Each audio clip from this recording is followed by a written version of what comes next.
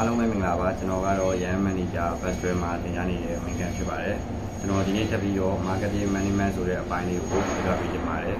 ကျွန်တော်တို့စီးပွားရေးတစ်ခုပဲလုပ်ပြီးဖြစ်စေကျွန်တော်တို့ရောင်းချင်တဲ့ product တွေလုပ်ငန်းခွင်မှာလိုအပ်တဲ့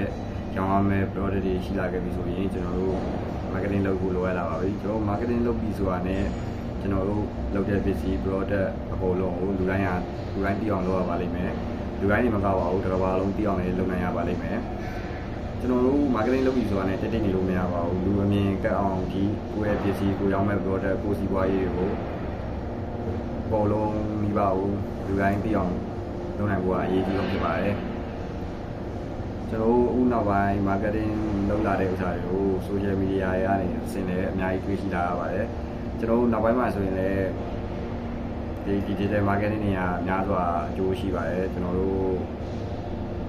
အိမ်မှာပဲဖြစ်စေကိုယ့်ရဲ့နေရာလေးမှာအစားကိုရောက်နေတဲ့ product တွေကို marketing လုပ်နိုင်ပါတယ်အဲဒါကြောင့်ကျွန်တော်တို့နောက်ပိုင်းမှာဆိုရင်လည်းဒီ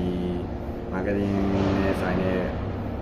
ပညာရေးတွေလည်းအများကြီးလေ့လာထားဖို့လည်းလိုပါသေးတယ် marketing ပေါ့နော်ကျွန်တော်တို့ဘယ် social media platform မှာမဆိုရင်ကျွန်တော်တို့ရဲ့ရောင်းနေတဲ့ပစ္စည်းပဲစီးပွားရေးကိုလုပ်ငန်းပဲစီးပွားရေးအတွက်မဆိုရင်ကျွန်တော်တို့ marketing ကောင်းကောင်းလုပ်နိုင်နေပါပြီကျွန်တော်တို့အဲ့လိုအများကြီးချက်ပို့ပြီးထူးခြားအောင်ပို့ပြီးတော့လူတိုင်းပုံပြအောင်လုပ်ဖို့အတွက်ဆိုရင်လည်းမှာပြီးတော့ကြာလှုပ်ဆောင်နိုင်မှုလည်းရေးကြည့်ပါတယ်ကျွန်တော်တို့ marketing management နဲ့တွဲပြီးတော့လည်းကျွန်တော်တို့အခြေခံ POAC ဆိုတဲ့အချက်လေးချက်ကိုလည်းသိရှိထားဖို့လိုအပ်ပါတယ်အဓိကကျွန်တော်တို့ marketing လုပ်ပြီးဆိုတာနဲ့လူတိုင်းသိအောင်လုပ်နိုင်ရမယ်ကမ္ဘာလုံးသိအောင်လုပ်နိုင်အောင်ကမ္ဘာလုံးသိအောင်လုပ်နိုင်တဲ့အထိကိုကျွန်တော်တို့ဆက်ဆောင်နိုင်ရပါလိမ့်မယ်ကျွန်တော်တို့အခုနောက်ထပ်အနေနဲ့ marketing ဆိုတာနဲ့ကျွန်တော်တို့ marketing ရဲ့သဘောကကျတော့ငွေထွက်ပြီးပေါ့ငွေထွက်မှာဖြစ်တဲ့ marketing တခုလုပ်တော့မယ်ဆိုတာနဲ့ကိုယ့်ဘက်ကနေအရင်ထွက်မယ်ဒါပေမဲ့ကိုယ့်ဘက်ကအရင်ထွက်တဲ့ဥစ္စာကိုကျွန်တော်တို့အနေနဲ့50ဘိုးလောက်ထွက်ရင်50ဘိုးလောက်ပြန်ရအောင်ကျွန်တော်တို့